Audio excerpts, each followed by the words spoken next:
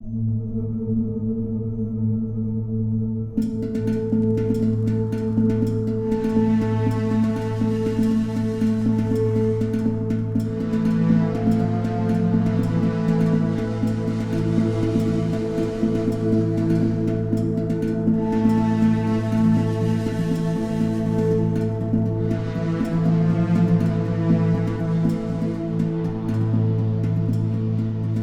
everyone, and welcome to the short overview of your second writing assignment here in Anthro 102 Cultural Anthropology.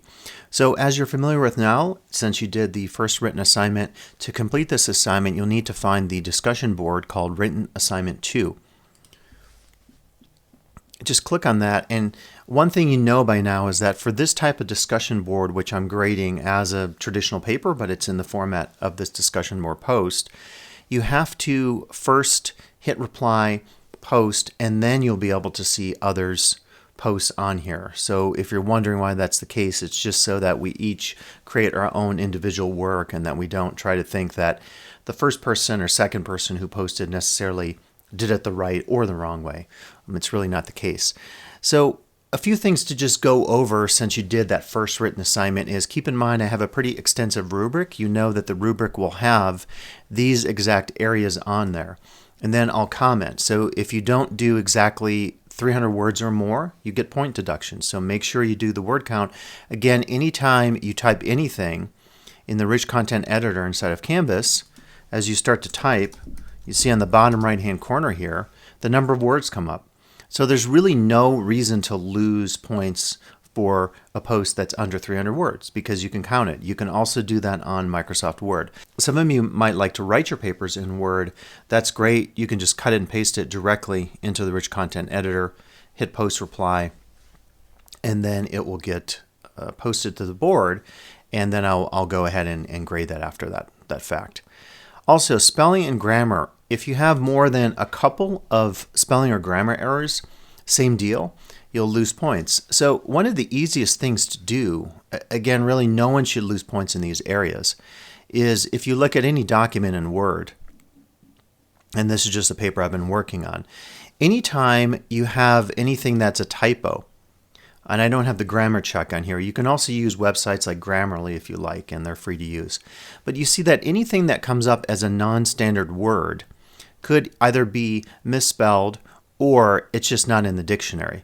So in this particular piece of writing, it just doesn't recognize these words, and in fact this is like a compound word that is one word with capitalization in the middle. So I don't have to worry about these. But if I type something, if I type a word, if I misspell the word pandemic, or something like that, it's going to come up. And very often you can just mouse over this, the correct word will come up and you just can replace it. So really, spelling or grammar errors should never happen, and one of the things you need to do if you lost points on this is to go back and more carefully check. Again, Microsoft Word and most word processing software programs have this built in. So the minute you type an incorrect word, it comes up as read and incorrect. And what I actually do is I take all of your posts from this and I one at a time cut and paste them into Word, and I just do my own spell check to see, did you have any spelling errors? And if those words come up, I look at them, and if they're indeed misspellings and not, proper names like this one that the dictionary doesn't recognize, you potentially would lose points on that. So it's another example of really doing your due diligence and making sure you check the word count, make sure you check the quality of the writing. So that's kind of like the first aspects of what you need to check in your paper. Next, make sure that if it's asking you to do something or talk about something, you do that. So what you'll have to do is two things in this assignment.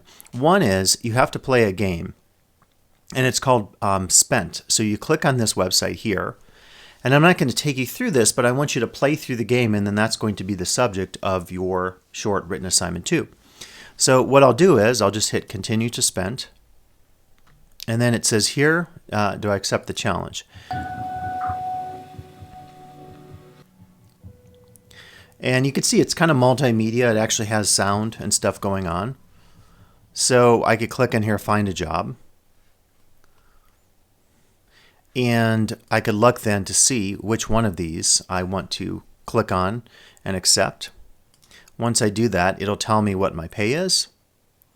and then health insurance. So I make decisions on this. So what I really recommend is, as you're going through this, I think the best thing is open up like a Word document and take some notes about what you're doing.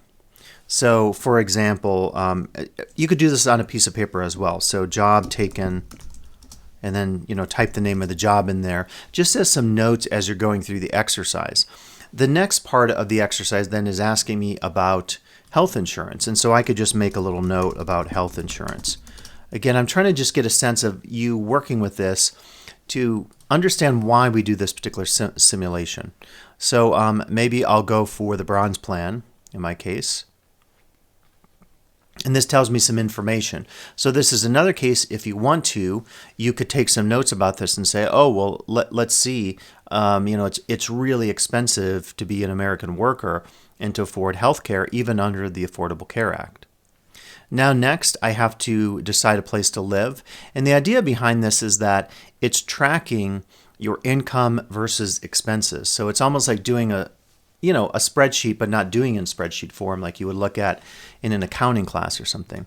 So I'm going to click on a place to live, and it's telling me where I'm living and what the effect is going to be, because I might need to commute to my place of work.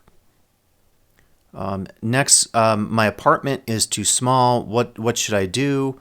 I could ask a friend to store it. I could have a yard sale. I could rent a storage unit. This is kind of interesting, actually. This looks like it's social media integration, so you don't have to choose that option if you don't want to, but I guess it must be something that links to your social media context, which is actually kind of cool for this simulation. Okay, again, I can continue to do things. Now, you're going to see that there are quite a few days here. I believe it goes all the way through 30 days. So I don't expect you to take notes for every single stage of this, but just talk about a few of the things that happen in a simulation. So talk about work, talk about transportation, talk about the effects of having a low-wage job on your life and ability to provide for others, ability to have insurance, ability to stay healthy, to have proper transportation, to have living conditions that are sufficient for the wage that you're simulating here. So go through the entire simulation, through all the various days, look at the balance, and then you can click on some of the icons here and do things like donate plasma, and that will give you $25. So you can talk about that as well, and one of the discussions can be, how accurate is this simulation in terms of thinking about work and issues related to work and affordable housing, transportation, healthcare, all this kind of stuff.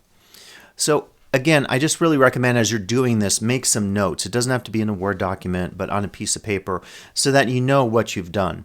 And you can write about this in your paper. So part 2 of the paper is connecting aspects of the game to one specific concept from chapters 5, 6, or 7. So what you need to do for that is to review our reading in the textbook. So again, go to the week where we have chapters 5, 6, and 7, and click on those. And you can choose which of these you want to look at. There's a lot of relevant discussion really in all 3 chapters.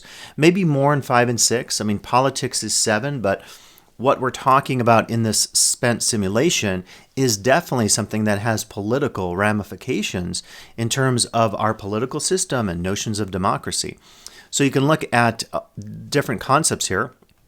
Subsistence might be one. You could talk about subsistence in a capitalist society as compared to, say, they talk about foraging or hunter-gatherer types of cooperation that maybe would provide more for people, less in a capitalist society. And we'll talk about this week, if you've watched the big hit and the gory series on Netflix, Squid Game. It's an example of really critiquing capitalism in some interesting senses, and people have been talking about it. So Chapter 5 focuses primarily on forms of subsistence. So go ahead and look through it and see if you find any concepts that resonate with playing the game. I would probably play the game first and then go back and look at your chapters. Again, you just need one concept from one chapter, 5, 6, or 7. So if you look at Chapter 6, you find a lot of discussion, because it's economics, about capitalism and systems of capitalism versus other economic systems. So again, you could look at the idea of the mode of production as your concept. You could look at, I'm just going through this and just randomly looking at things, capitalist production. And just be sure to mention, say, in Chapter 6, I looked at the main topic of capitalist production, or a more specific topic. In Chapter 6, I looked at a different concept, and let's look at that, maybe the informal economy. Or you looked at reciprocity. There maybe are examples of reciprocity that come up in playing the game Spent. Negative reciprocity might be one for people maybe who are lacking in terms of being in a lower socioeconomic class. Redistribution could be one. And then markets, including market exchange. They talk about Maine lobster exchange, different spheres of exchange that are out there in the world. And then consumption as well. So you could see if consumption comes up in this game Spent, and you could talk about that. And the idea of commodities. So if commodities come up, you can also talk about commodities, the idea of the political economy, and so forth. Structural violence could be relevant in terms of people not getting basic needs being taken care of. And so that might be something in Spent. Again, I'm going through all these concepts.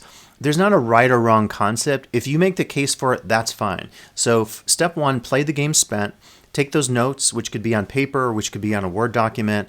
And then step 2 is work through either chapter 5, 6, or 7. Pick one concept. It could be a very specific one like structural violence, or it could be a more broad concept that's kind of an entire section in one of these chapters. And then go back and work on your writing. Again, you really want to show that you've completed both parts of this assignment. We talked earlier about how you should make sure that your spelling, grammar, and word count, of course, is adequate for the assignment. And then step 2 is play the game, take some notes while you're doing that, and then connect it to a specific concept. And that's really the assignment. I think it's pretty straightforward. Probably the majority of your time will be working on this game Spent, going through it all the days through day 30, and checking out what the simulation reveals in terms of issues connected to either a concept in chapter 5, 6, or 7. If you have any other concerns or things don't make sense about this or any other assignments, reach out. We can meet for an office hour. We can meet for a Zoom. We could also communicate through Canvas inbox if you have any concerns. So good luck on the paper. And again, for all the written assignments and all the assignments in this class, there are no makeups. So do not miss the due date. Be sure to check that on the syllabus, on your modules. And good luck with the assignment.